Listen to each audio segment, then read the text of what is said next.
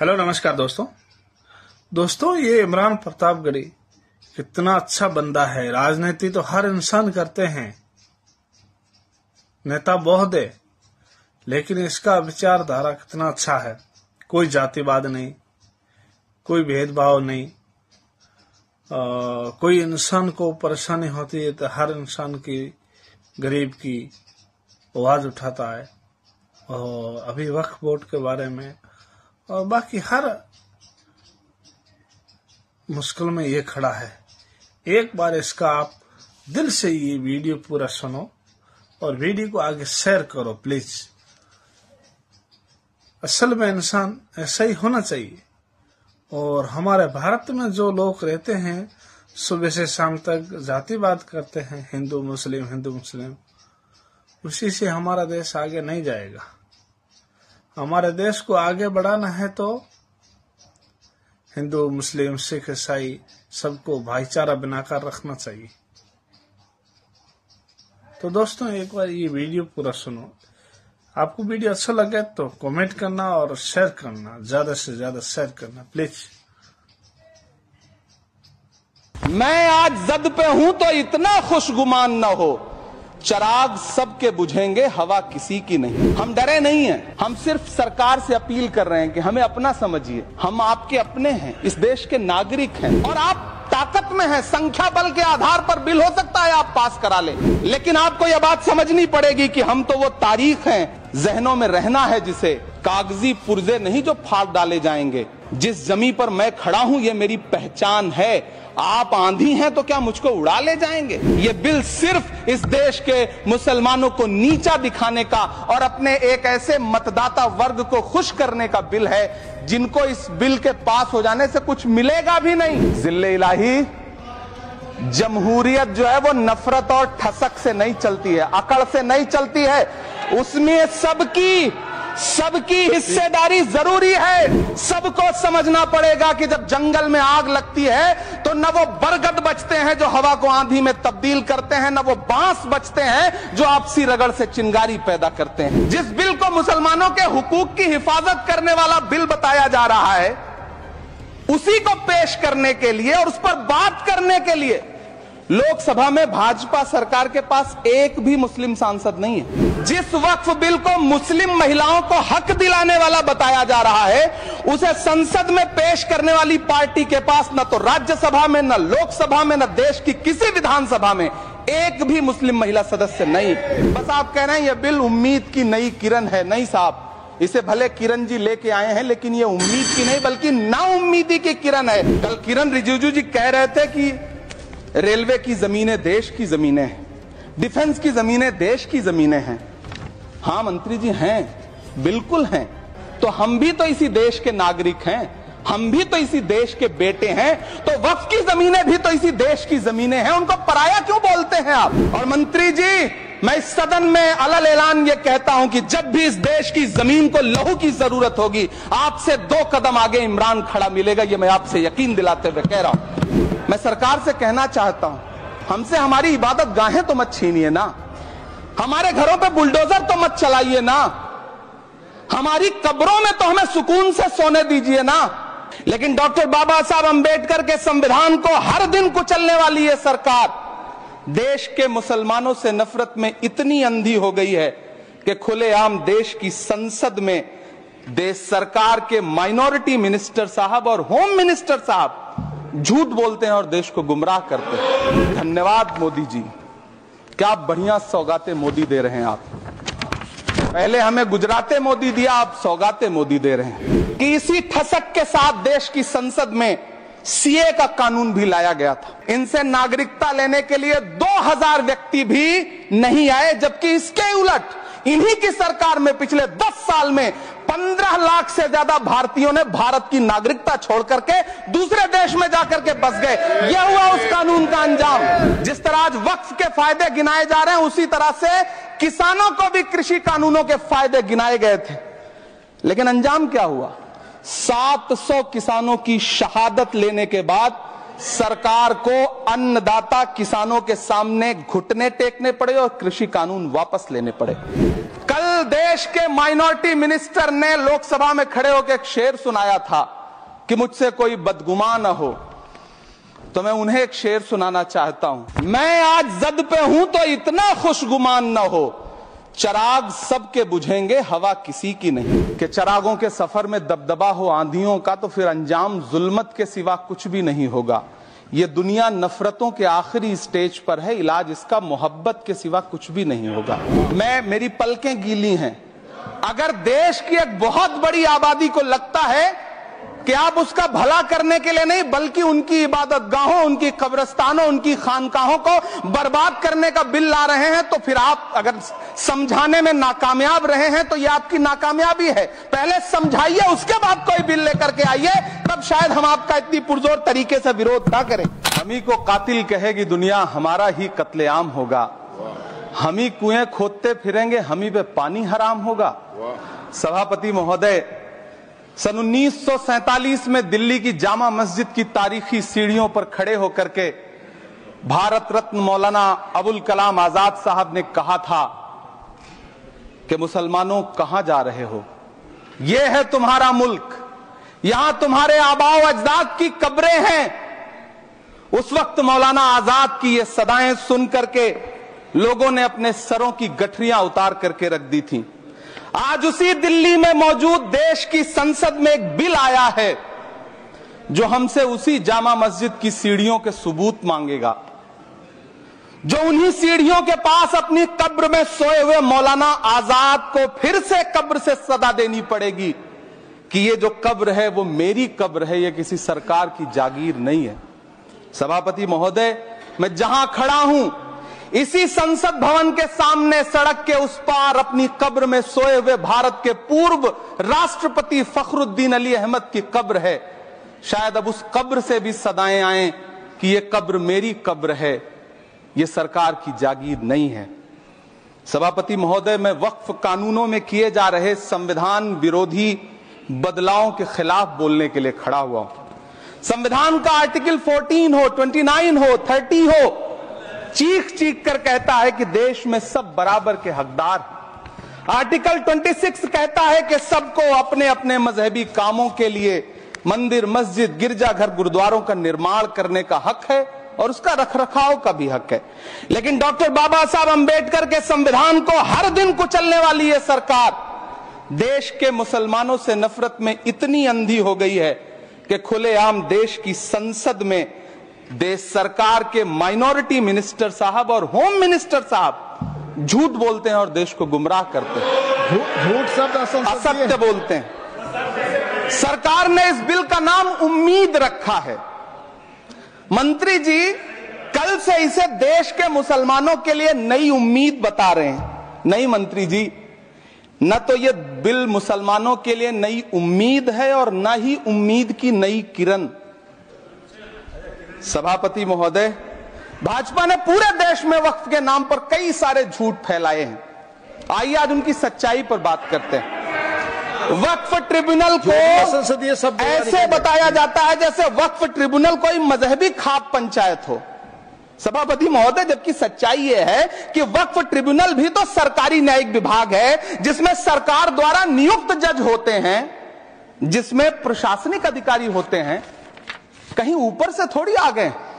सभापति महोदय, देश के गृह मंत्री जी ने इसी सदन में कहा कि वक्फ ट्रिब्यूनल के फैसले के खिलाफ कोई कोर्ट नहीं जा सकता, जबकि सच यह है कि वक्फ एक्ट 1995 की धारा 83(9) के तहत हाई कोर्ट वक्फ ट्रिब्यूनल के फैसले की न सिर्फ समीक्षा कर सकता है बल्कि उसे बदल भी सकता है।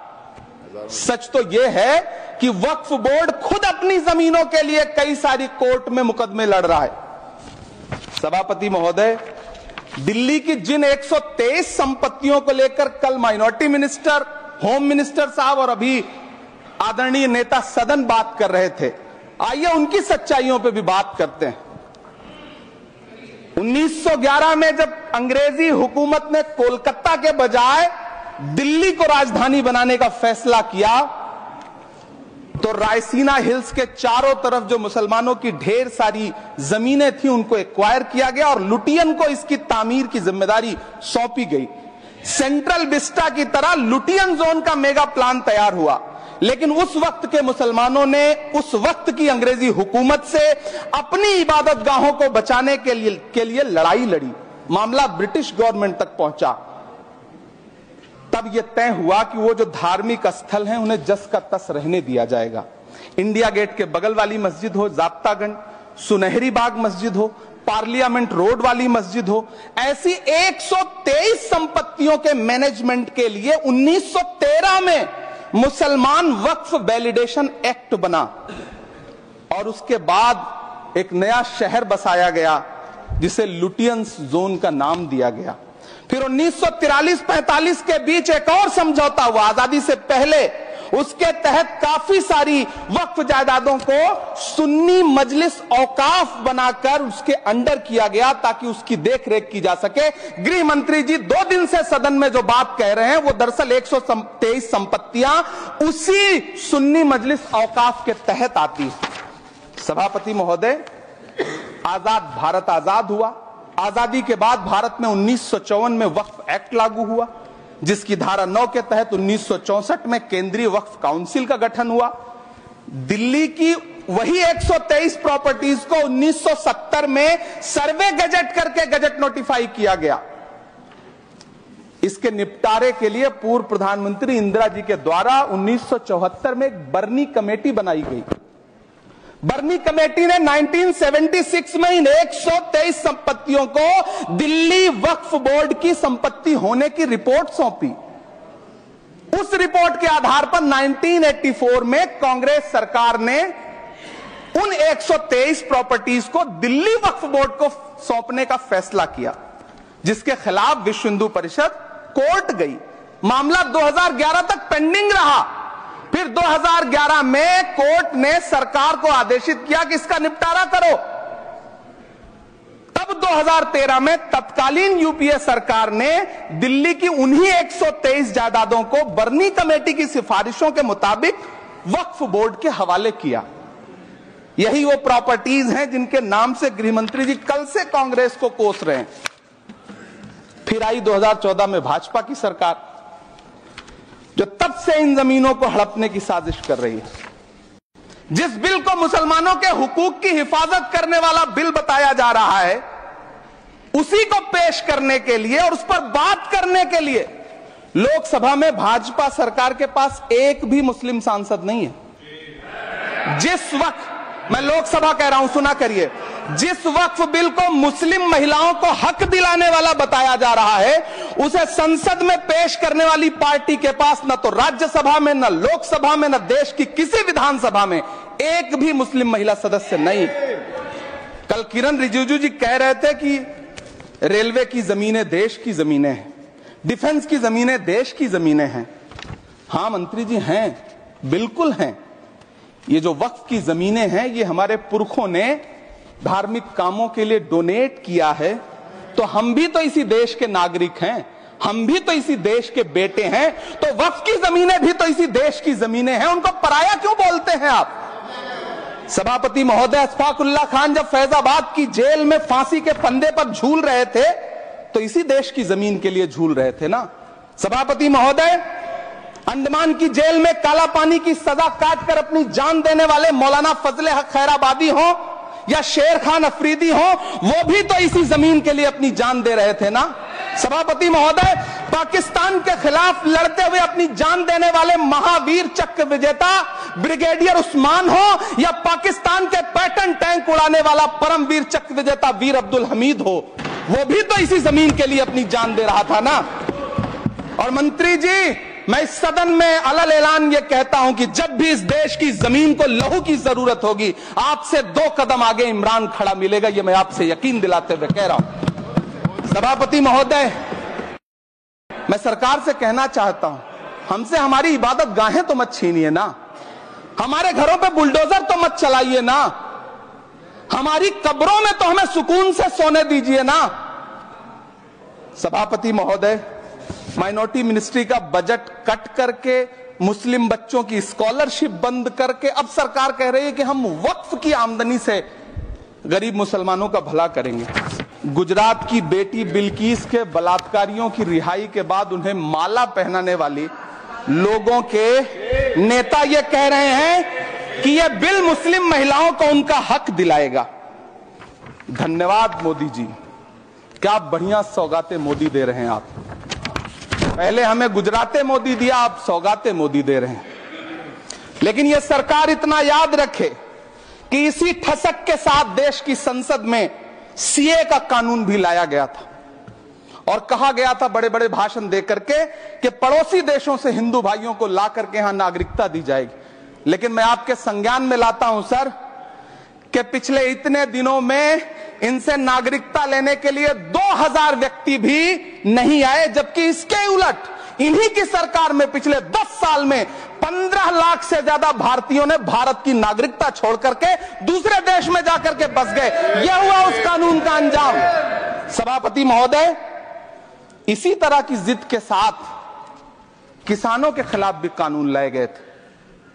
जिस तरह आज वक्फ के फायदे गिनाए जा रहे हैं, उसी तरह से किसानों को भी कृषि कानूनों के फायदे गिनाए गए थे। लेकिन अंजाम क्या हुआ? 700 किसानों की शहादत लेने के बाद सरकार को अन्नदाता किसानों के सामने घुटने टेकने पड़े और कृषि कानून वापस लेने पड़े। जिल्ले इलाही, जमहूरियत जो है वो नफरत और ठसक से नहीं चलती है, अकड़ से नहीं चलती है। उसमें सबकी हिस्सेदारी जरूरी है।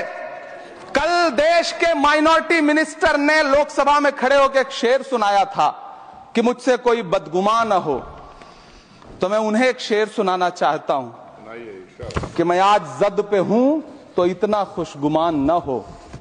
मैं आज जद पे हूं तो इतना खुशगुमान न हो, चराग सबके बुझेंगे हवा किसी की नहीं।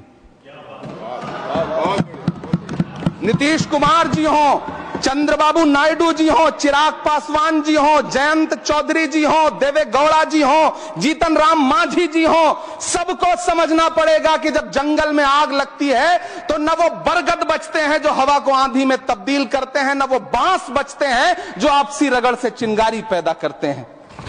सभापति महोदय, जब देश को मनमोहन सिंह साहब जैसा काबिल प्रधानमंत्री मिलता है तो देश को आरटीआई जैसा एक्ट मिलता है, सेज जैसा एक्ट मिलता है, मनरेगा जैसा एक्ट मिलता है, लिबरलाइजेशन मिलता है, राइट टू एजुकेशन मिलता है, नेशनल फूड सिक्योरिटी एक्ट मिलता है। लेकिन जब देश को सौगातें मोदी मिलती है तो क्या मिलता है? सीए मिलता है, फॉर्म्स लॉ मिलता है, आर्टिकल 370 मिलता है, इलेक्टोरल बॉन्ड जैसा एक्ट मिलता है और वक्फ अमेंडमेंट एक्ट जैसे बिल देश को मिलते हैं।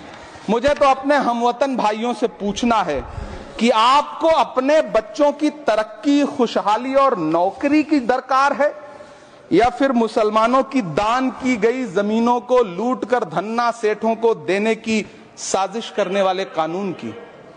सभापति महोदय, यह सरकार रात के 3 बजे तक पूरे देश को जगा करके संसद में अपने ही नागरिकों को नीचा दिखाने के लिए वक्फ बिल ला रही थी, तो उधर रात के 1:30 बजे अमेरिका हम पर 26% टैरिफ लगा रहा था। सरकार की प्राथमिकताएं देश को पता। सभापति महोदय, मैं बहुत भावुक हूं आज, और मुझे अच्छा लगा कि आदरणीय नेता सदन जगत प्रकाश नड्डा जी ने बहुत अच्छी बातें भी की, मन से बातें की। क्योंकि उनके नाम में प्रकाश जुड़ा है तो मैं उनमें हमेशा एक रोशनी की किरण देखता हूं। मैं उनके सामने बहुत अदब से यह बात कहना चाहता हूं कि चरागों के सफर में दबदबा हो आंधियों का तो फिर अंजाम जुल्मत के सिवा कुछ भी नहीं होगा। यह दुनिया नफरतों के आखिरी स्टेज पर है, इलाज इसका मोहब्बत के सिवा कुछ भी नहीं होगा। मैं भावुक हूं, मेरी पलकें गीली हैं। अगर देश की एक बहुत बड़ी आबादी को लगता है कि आप उसका भला करने के लिए नहीं बल्कि उनकी इबादत गाहों, उनकी कब्रिस्तानों, उनकी खानकाहों को बर्बाद करने का बिल ला रहे हैं, तो फिर आप अगर समझाने में नाकामयाब रहे हैं तो यह आपकी नाकामयाबी है। पहले समझाइए, उसके बाद कोई बिल लेकर के आइए, तब शायद हम आपका इतनी पुरजोर तरीके से विरोध ना करें। लेकिन सभापति महोदय, मैं अंत में सिर्फ इतना कहना चाहता हूं कि इस बिल में जो भी पॉइंट्स दिए गए हैं, बॉम्सी पोर्टल देख लीजिए, सरकार का झूठ आपको पकड़ में आ जाएगा। हम डरे नहीं हैं, हम सिर्फ सरकार से अपील कर रहे हैं कि हमें अपना समझिए। हम आपके अपने हैं, इस देश के नागरिक हैं और आप ताकत में हैं। संख्या बल के आधार पर बिल हो सकता है आप पास करा ले, लेकिन आपको यह बात समझनी पड़ेगी कि हम तो वो तारीख हैं, जहनों में रहना है जिसे, कागजी पुर्जे नहीं जो फाड़ डाले जाएंगे। जिस जमीन पर मैं खड़ा हूं ये मेरी पहचान है। आप आंधी हैं तो क्या मुझको उड़ा ले जाएंगे? आपको यह बात समझनी पड़ेगी। आपको अगर इतना विपक्ष की तरफ से पहले जेपीसी में इतने सारे पॉइंट्स आए और उसके बाद कल से लोकसभा में और राज्यसभा में सुझाव आप सुनने को तैयार नहीं है, लोगों की शंका को दूर करने के बारे में आप बिल्कुल सोच नहीं रहे, बस आप कह रहे हैं यह बिल उम्मीद की नई किरण है। नहीं साहब, इसे भले किरण जी लेके आए हैं, लेकिन ये उम्मीद की नहीं बल्कि नाउम्मीदी की किरण है। और इस देश की एक बहुत बड़ी आबादी इस बात से खदशे में है, शक में है कि आप सीधे उनकी जमीनों को लूट करके धन्ना सेठों को बेचना चाहते हैं। मेरी अब भी आपसे अपील है कि इस बिल को वापस लीजिए। यह बिल कहीं से आपके अपने नागरिकों के लिए अच्छा नहीं है। यह बिल सिर्फ इस देश के मुसलमानों को नीचा दिखाने का और अपने एक ऐसे मतदाता वर्ग को खुश करने का बिल है जिनको इस बिल के पास हो जाने से कुछ मिलेगा भी नहीं, लेकिन आप एक नैरेटिव देना चाहते हैं, एक मैसेज देना चाहते हैं। मेरी आपसे अपील है कि कृपया ये जो सबका साथ सबका विकास का नारा है, इस नारे को रत्ती भर तो चरित्रार्थ कर दीजिए। बहुत बहुत धन्यवाद।